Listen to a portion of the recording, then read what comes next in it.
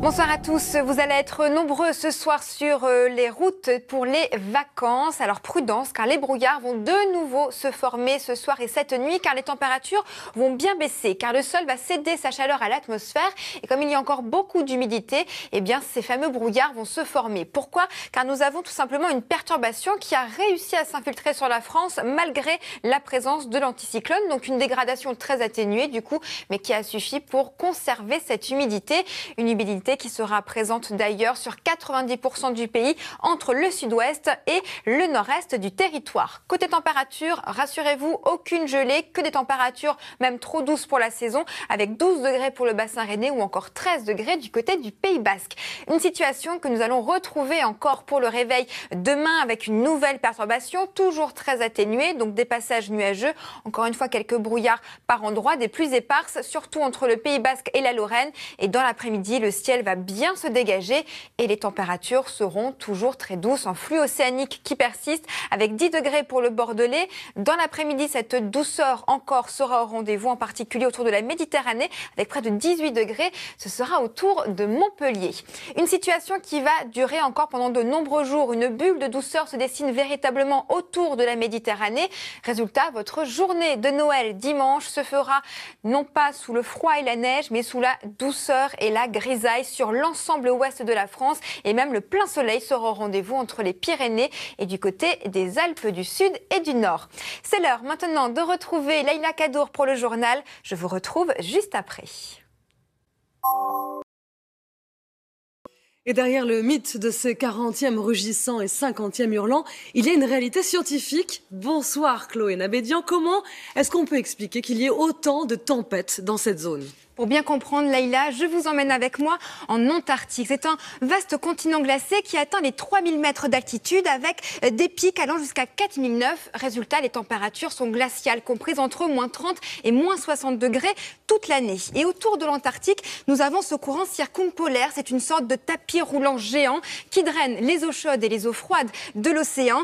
Et les eaux chaudes étant plus légères, elles restent à la surface, ce qui développe un réservoir de chaleur au pied de l'Antarctique. Et c'est justement ce conflit de température qui développe une multitude de dépressions entre les 40e et 50e parallèles sud, des dépressions qui apportent un temps tempétueux et venteux, avec même des vagues qui atteignent les 6 à 10 mètres de haut. En prime, se rajoute un vent d'ouest récurrent, 50 km/h en moyenne, et c'est ce vent d'ouest qui draine une houle de plus en plus importante et qui la fait grandir. Et on le voit sur ces images, lorsque les dépressions explosives se rajoutent par-dessus, nous avons des rafales à 150 km/h, des vagues jusqu'à 30 mètres de haut, des conditions extrêmes donc pour les skippers du Vendée Globe. Merci beaucoup Chloé pour toutes ces explications.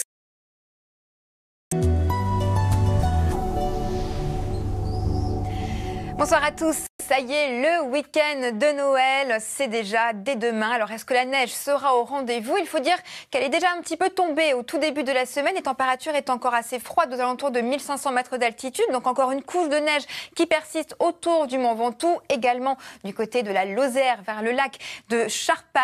Mais malheureusement, la neige ne va pas tomber pour Noël. C'est une situation d'ailleurs assez rare. Depuis 1950, il n'y a qu'à Nancy où c'est arrivé 15 fois. Du côté de Dijon, à peine 8 fois. Tout comme Clermont-Ferrand, une situation donc qui reste quand même très rare dans les grandes villes.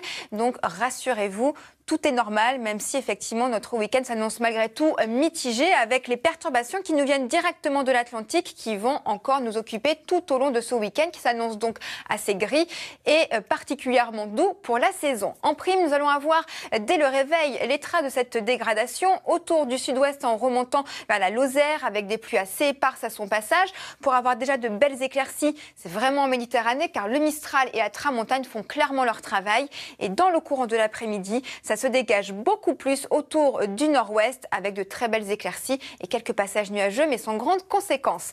Côté température, ça reste donc extrêmement doux avec 7 degrés du côté de Brest, 11 degrés pour le Pays Basque et dans l'après-midi, là encore, les températures seront au-dessus des normales avec près de 18 degrés. Ce sera pour Montpellier. Une bulle de douceur en plus qui va persister tout au long de ces prochains jours, en particulier pour les régions méridionales. Résultat, votre journée de Noël se fera non seulement sous la douceur, mais également sous la grisaille, avec quelques gouttes de pluie qui vont arriver avec une nouvelle perturbation entre la Bretagne et le Limousin. Ça va remonter également vers la région lilloise. Et plus nous irons vers le sud, plus le soleil et la douceur seront bien au rendez-vous. Et la bonne nouvelle après, c'est qu'à partir de lundi, l'anticyclone regonfle et le plein soleil est attendu à partir de la journée de mardi. Et ça va persister d'ailleurs tout au long de la semaine prochaine. Un changement de temps sera effectif uniquement à partir de la nouvelle année. Alors l'anticyclone qui est bien présent en France l'est également aussi du côté de la Chine. Résultat, la pollution a envahi Shanghai, un brouillard de pollution sur le cœur économique de la Chine et à un de ses plus hauts niveaux. La visibilité est limitée et l'indice de qualité de l'air est supérieur à 300, un niveau jugé dangereux pour la santé.